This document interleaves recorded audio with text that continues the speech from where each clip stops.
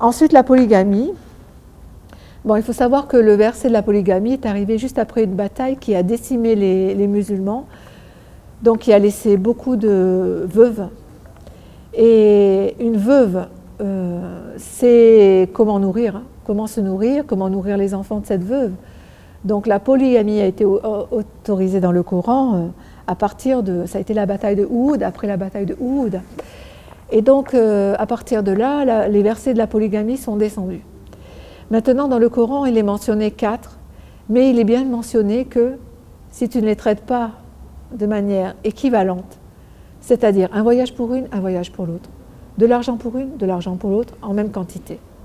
Si on n'est pas traité de la même sorte, chacune, la punition pour l'homme va être terrible. La punition va être terrible. Alors bien sûr, il y a des hommes qui en profitent, il y a des hommes, moi j'avais entendu à l'époque un cas en France, pour avoir des allocations de l'État français, qui avait 9 femmes avec des enfants, ça c'est totalement prohibé. On ne peut pas ça, c'est interdit par le Coran. Et le Coran dit que si tu ne peux pas te permettre d'avoir 2, 3, 4 femmes, n'en prends qu'une. C'est-à-dire assume tes responsabilités de mari, assume tes responsabilités d'homme, tu dois nourrir cette femme ou ces femmes. Si tu en prends 4 juste pour le plaisir, tu vas aller en enfer. Ce n'est pas une bonne chose. Dieu te punira à ce moment-là. Pas en te montrant le paradis, mais en te montrant l'enfer. Donc derrière la polygamie, il ne faut pas voir. Je veux dire, la polygamie en islam, elle est vraiment encadrée par des règles. Et celui qui ne respecte pas les règles n'ira pas au paradis, donc sera un mauvais musulman qui va atteindre l'enfer. Voilà pour la polygamie. Aïcha et l'âge d'Aïcha à son mariage. Aïcha a mentionné dans un hadith que son âge au mariage, son mariage avait été fait à 6 ans et il avait été consommé à 9 ans. C'est elle-même qui le dit. Donc nous suivons cet âge-là. Alors 9 ans. L'âge d'Aïcha, en fait, il pose problème pour nous, maintenant. Mais l'âge d'Aïcha, au niveau de la période du prophète, ce n'était pas un problème. Et au cours de l'histoire, on a plusieurs exemples au niveau de la chrétienté, au niveau des hommes qui ne sont pas forcément musulmans, qui sont mariés avec des jeunes femmes, très jeunes femmes même. Si vous voulez, le prophète, à l'époque où il a épousé Aïcha, les Quraysh, c'est-à-dire sa tribu, le critiquaient pour tout, pour son message, pour le dawa qu'il faisait, pour tout. Mais ils ne l'ont jamais critiqué pour son mariage avec Aïcha. Jamais. Jamais. Donc c'est déjà un point. Ça veut dire qu'à l'époque, les femmes étaient capables, étaient matures, la maturité était différente. Bien sûr, maintenant, le problème est totalement... C'est un problème qui est monté en exergue, mais il faut vraiment faire abstraction dans la tête de notre situation actuelle et se projeter à l'époque. Se projeter à l'époque où l'âge était l'âge de la puberté pour le mariage et que même les garçons, même au niveau des garçons, il y a un sahaba, Amr ibn al-As, fameux sahaba, qui s'est marié à 11 ans. C'était la chose commune à l'époque. Donc l'âge d'Aïcha est un problème actuel, mais n'était pas un problème à l'époque.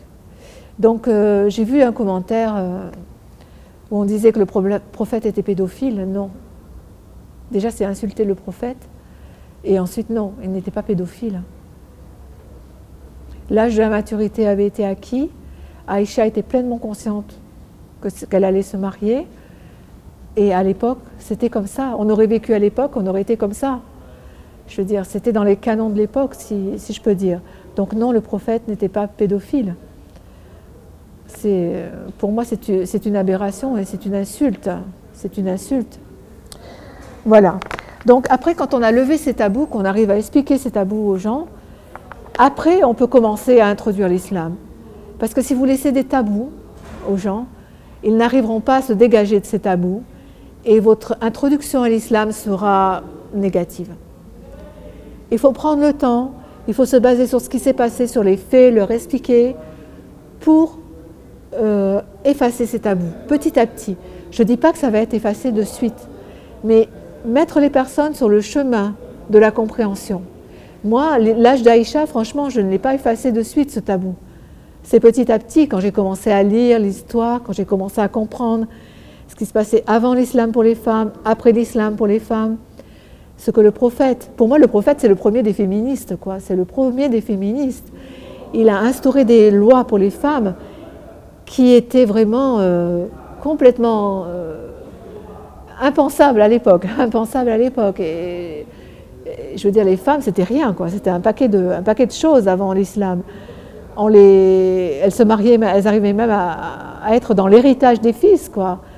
On les traitait comme un paquet qu'on baladait, et voilà. Et on se moquait d'elles, et c'était des choses. Mohammed et l'islam, on en fait des êtres humains. On en fait des êtres à part entière qui ont le droit d'hériter, qui ont le droit de divorcer, qui ont des droits, enfin, qui ont le droit de se plaindre de leur mari. Je veux dire, Mohammed est le premier, pour moi, le premier des féministes. C'est vraiment quelque chose que j'ai découvert. On ne peut pas le critiquer là-dessus, quoi. C'est incritiquable. Donc après, quand les tabous sont levés, petit à petit, on arrive à introduire l'islam. On arrive à faire comprendre la foi, ce qu'est la foi, et comment se passait l'islam à l'époque.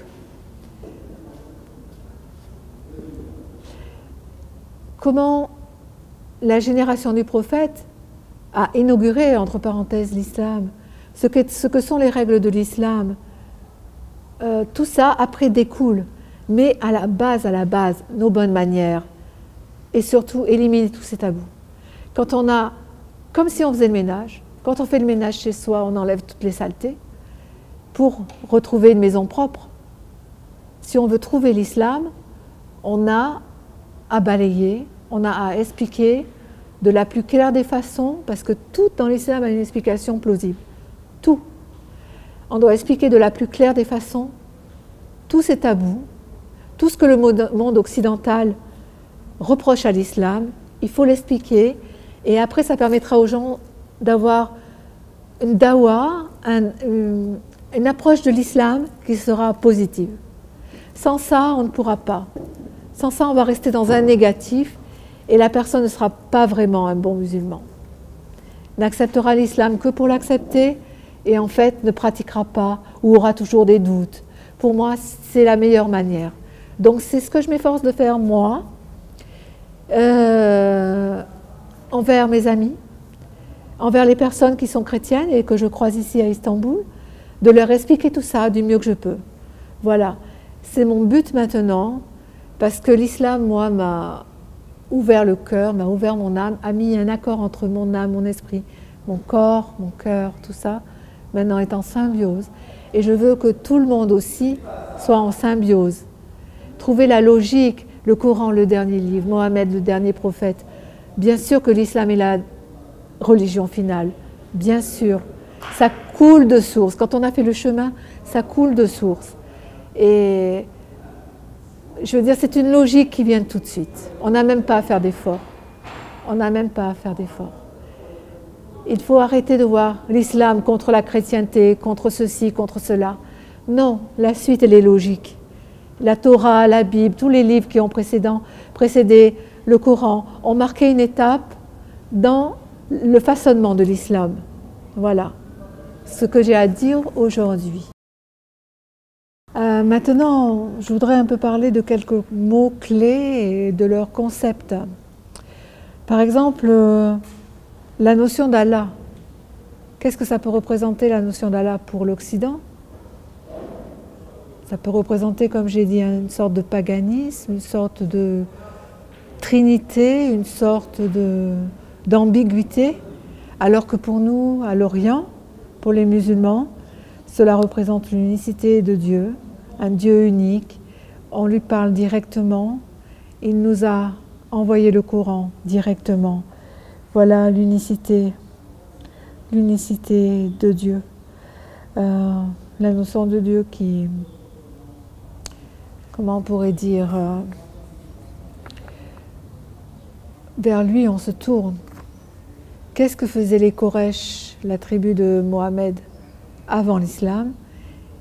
il prenait des intermédiaires, c'est-à-dire qu'il prenait des statues, il priait les statues pour que les statues prient Dieu, ou pour que les statues les aident. Voilà, ça c'était avant l'islam. Pour nous, Allah est unique. Allah n'a pas eu de père et Allah n'a pas eu de fils. C'est pour moi, quand on dit Allah, on dit l'unicité de Dieu, la correspondance directe, la transmission directe, sans intermédiaire, c'est-à-dire statut, objet, autre, ou tierce personne, entre Dieu et moi. Voilà.